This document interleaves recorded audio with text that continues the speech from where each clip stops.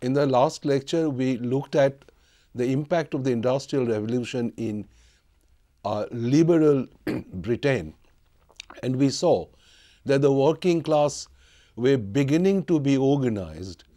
We had referred to the Chartist movement, which witnessed the outlining of the demands of the working class in a charter that they presented to Parliament. Now, if this is how the working class movement started in England, there had been thinkers in England as well as on the continent who were now thinking in terms of a new ideology that might equip the working class to fight better for an improvement of their condition in the context of the Industrial Revolution. Quite plainly, this was germane more to western part of Europe than the whole of Europe. Britain and France in particular displayed the misery of the new working class in the urban areas especially, Paris and London in particular. Paris was particularly believed to have been a city of utter misery and crime. Vidocq, who was an ex-convict himself and later chief of the secret police, indicated the existence of crime. And another report suggested that there had been as many as 60,000 people who were out to wage a war on the state. These poorer people, the working class people, were obviously equated in the eyes of the state with crime and criminality. The novels of Balzac or Victor Hugo, Using the Shoes, Mystère de Paris, are full of such anecdotes and vivid description of the misery of the poorer elements in the society. Now, it was in response to this misery that a new intellectual movement started, to which the name of socialism has been ascribed. The socialists were seized of the problem that the Industrial Revolution had produced in the economic, in the social, and in the political sphere. They were gradually to evolve a theory that would suggest getting away from this misery and to not only improve the lot of the working class people, but indeed to establish them as the ruling class, as it were, in a new situation, in a new social and political and economic organization. It was to begin with an intellectual response rather than a mass movement immediately. They drew heavily on their predecessors in the 18th century, though some would say that these utopian ideas can be traced back even to the 16th century, the ideas of Sir Thomas More as enshrined in his Utopia. They were in England during the English Revolution of mid-17th century, the levelers, the diggers, the ranters, who had visualized a kind of a communal society which would be distinctly different from the existing organization. Even during the French Revolution, we have Mobley and Morelli and their ideas, and later Babeuf's conspiracy of equals, or even Buonarroti, who were later to play a significant role in Italian politics. Now, all these people were particularly concerned with social justice and with equality, the notion of equality. They suggested a gradual transformation of the society, and at a level it is possible to suggest that what they were thinking of was a gradual reform of the existing society, a kind of a change from above. What they expected was a change of heart among those who were primarily responsible for economic and social exploitation, and this would therefore produce the reforms and give a better standard of living to the working class. And therefore, these people have been called Utopian Socialists. Some of them thought in terms of production, some of them thought in terms of organization, some of them even thought in terms of anarchy. There was a certain lack of systematization, and if there were commonalities as far as social justice or the notion of equality were concerned, they really developed their systems almost as individual models.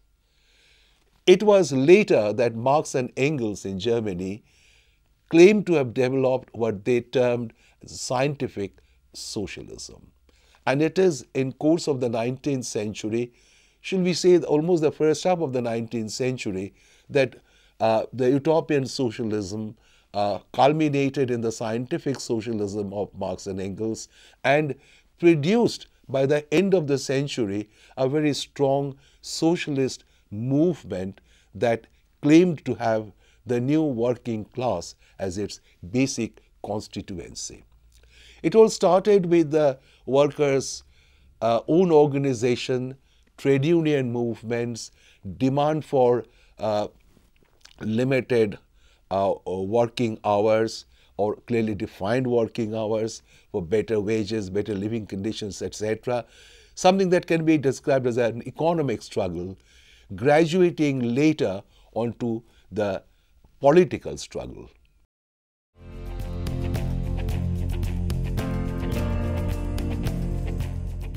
Socialist ideology at a level was born in France in the first half of the 19th century. The weakness of the working class movement as such produced several doctrines of emancipation. Particularly around the 1830s, you find a convergence between these ideas and the ideas of the Romantics. There was quite a bit of commonality in what these two groups were thinking about and suggesting. They believed that the society tended to be corrupt. They were valorizing passion, which had an ennobling role, and they wanted women's rights. We have to think of Sainte-Beuve, George Sand, Victor Hugo most certainly, and their relationship with men like Lamennais, Saint-Simon, and Pierre Leroux. Let us begin with Saint-Simon. Saint-Simon was a nobleman who had fought in the War of American Independence. Then he bought biens nationaux, that is confiscated property during the Revolution, and speculated in this and was ruined. He worked as a clerk, then as a pawnbroker, and he was to develop his ideas that had been labeled sometimes as a part of the Utopian Socialist doctrines. He wrote a book called De la réorganisation de la société européenne. In this, he conceived a European federation and a parliament of savants and intellectuals, which will draw up the code of general morality and based on freedom and conscience, with institutions and educational system common to various people. After 1815, Saint-Simon gradually turned his attention to the economic questions, explaining, however, production rather than consumption. He wrote a huge 4-volume De l'Industrie. It would be necessary, he said, now to replace the government of men by government of things. He suggested a new technological organization of a society, and he famously said that power should give way to abilities. The philosophy of the 18th century was revolutionary. The philosophy of the new age needs to be organizational. It was necessary to organize. Later, he even started a movement called New Christianity, new kind of a religion that did not believe in miracles and supernatural beliefs. Basically he was against the exploitation of man by man, and this is what he considered as the real evil. He wanted to put an end to competition by means of exchange or organization of credit and industry, elimination of parasitic idlers, the suppression of inheritance, and sanctification of labor and talent. Again, he said, he put forward a formula that to each according to ability, and to each ability according to work. But this was to lead to a new society. Whether that would be real socialism is another context. But obviously this was too impractical, too unorganized to lead to a systematic thought or even attempt a systematic reorganization of the society. His followers later developed his ideas. Enfantin wrote and put them on a clearer terms particularly. He even later set up a community of love in 1832. He had some impact on Germany on Friedrich List and particularly the poet Heinrich Heine. Later there also developed a kind of Saint-Simonian commercialism or a commercial Saint-Simonism. He went to Egypt and was the first to talk in terms of a Suez Canal, an idea that became a reality much later, a few decades later, but that he did. And indeed, many of his disciples ultimately invested in railroad, in companies, and they were now concerned more with producing wealth than distributing it. And this first, one of the earliest advocates of kind of socialism was, however, a little too individualistic to have a very broad and wide appeal. Charles Fourier was a humble shop assistant and a dreamer. Fourier wrote a book called Nouveau Monde Industriel in 1820. He was thinking in terms of organizing and provided a new kind of organization. He called it phalansteries. These phalansteries, each unit would consist of 1,620 people, and a network of organization would create a new social networking, and in this people will be rewarded according to the capital invested, labor spent, and skill employed. And therefore it would be some kind of an egalitarian society, but that retained its agricultural and even artisanal character.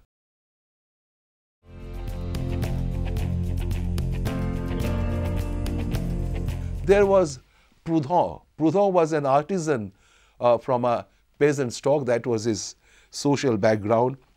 He was self-educated, worked as a painter in Lyon and an accountant in Paris, who had a variety of work experience. He wrote in 1840 a tract on property, and he is famous for this statement that all property is theft.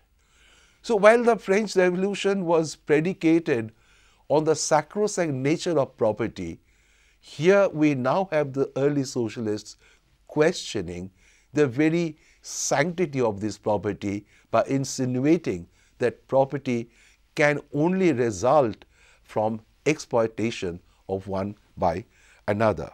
He expressed egalitarian principles and was extremely hostile to all agents of authority, the state, the church, the large factories or the large commercial or industrial enterprises. He believed that an exchange and barter should be the basis of economy. He was willing to put the workshop at the central point of the entire social and economic organization. He dreamt indeed of a federation of autonomous communes that would ensure this egalitarian spirit that the artisans and peasants should also enjoy. Pierre Leroux, who was a curious mix of socialism and religious sensibility.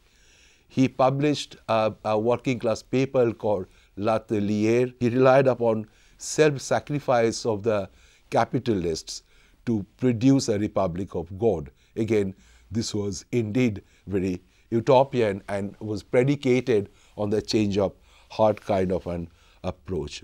These men did not appreciate the role of the state in solving the problems and were always thinking in terms of social initiative, individual initiative to produce reforms, to produce change. Louis Blanc, in his L'Organisation du Travail, the organization of work, recognized for the first time that it was for the state to bring about the freedom. If I may quote from him, failing to take power as an instrument is to meet it as an obstacle. The emancipation of the proletariat could not be achieved by isolated partial efforts, but through the omnipotence of the state. Louis Blanc had a great impact. He even wrote a history of the Mountain Party, eulogizing or highlighting the radical phase of the French Revolution. And later on, after the 1848 revolution in France, as we had seen much earlier, Louis Blanc's idea resulted in the organization of the national workshops where people were expected to be given work. There were other important thinkers as well, like Lamennais and Blanqui. Some of them wrote and worked and propagated even as Marx and Engels were developing their own ideas. They had their polemical battle, and out of this was forged the socialist ideas as well as the socialist movement in Europe in the 19th century.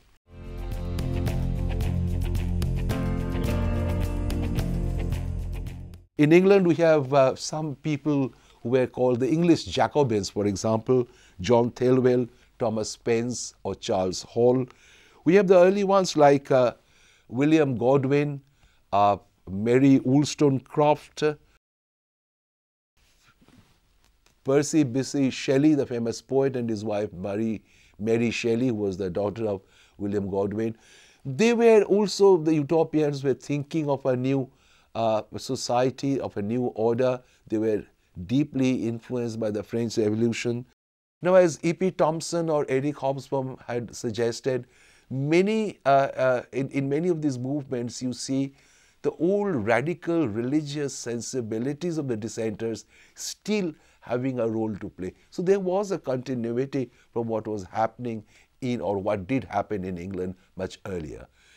Such expressions were seen in the events of Luddism in England in the first decade of the 20th century, where the Greek people broke the machines, etc. William Cobbett was one of the more authentic representatives of the old English radicalism. Robert Owen in England was a manufacturer, a philanthropist. He started his new Lanark Mills, where he tried to experiment with a kind of cooperative society. Then you have exchange, you have work vouchers, depending on the work one put in. He also went to America and created his new community of New Harmony. But these did not prove to be very practical applications and were not very successful.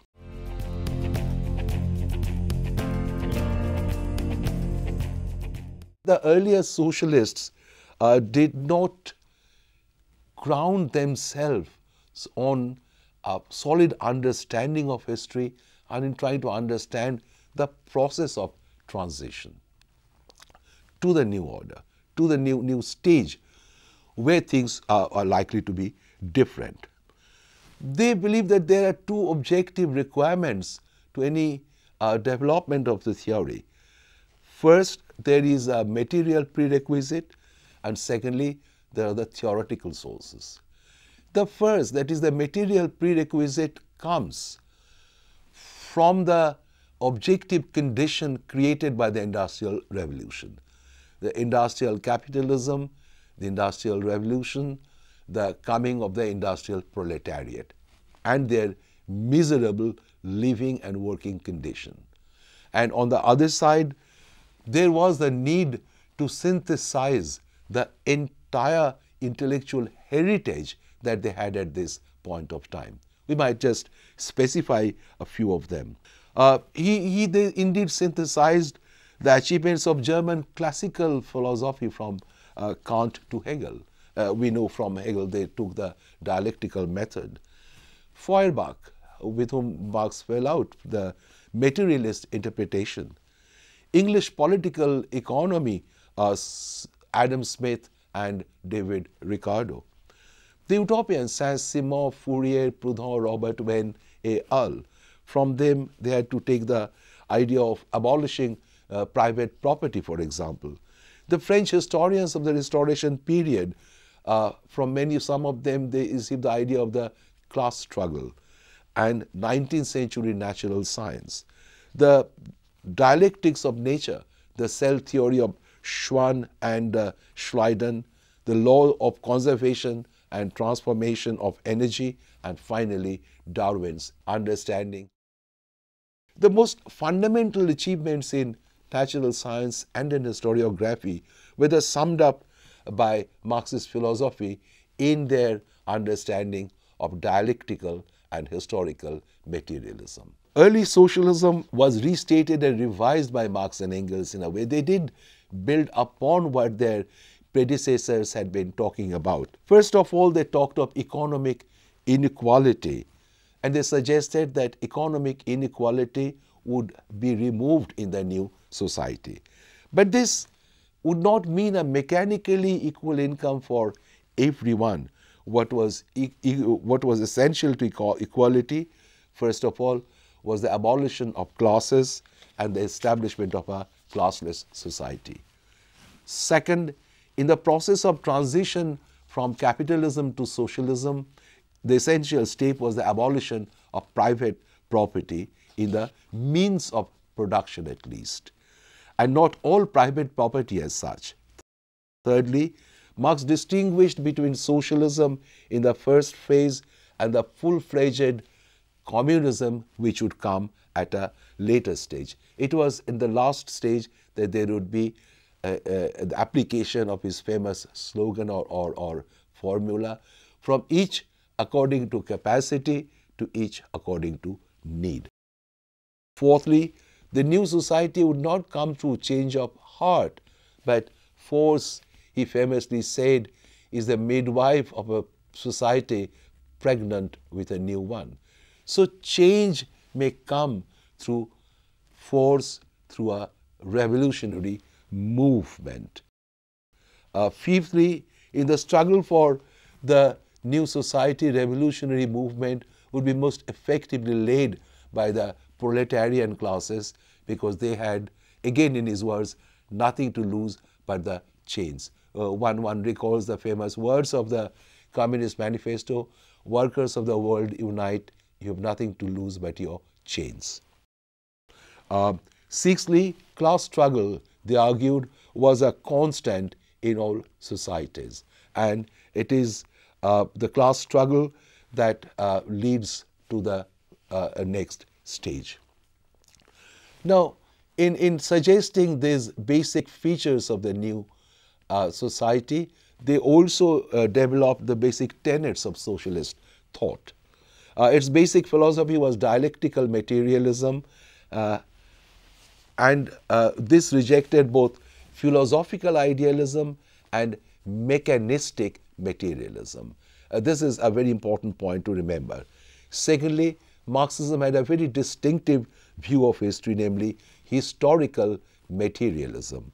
Thirdly, Marxian economics also exposed the nature of capitalist exploitation. Now, there had been exploitation in all forms of society whenever it is a class-based society, class-divided society. And Marx emphasized the contradictions within capitalism and that this can be done away with. So, it is this On this basis that they elaborated their ideas, it was necessary to have a parliamentary to have a struggle, and Marx and Engels fought their polemical battle with mechanistic materialists on the one hand and the philosophical idealists on the other hand. They were against pure parliamentarism, pure economism, and emphasized the need to create a revolutionary ambience, a revolutionary movement. And we know it was in 1889 that in Chicago, in the Haymarket incident, the workers demanding an 8-hour day demonstrated and were killed, and it produced the famous May Day, the day of the working class of the world. It was in this fashion that first the ideas were brought forward, the ideas germinated, and at the same time there was praxis or practical attempts to put these ideas into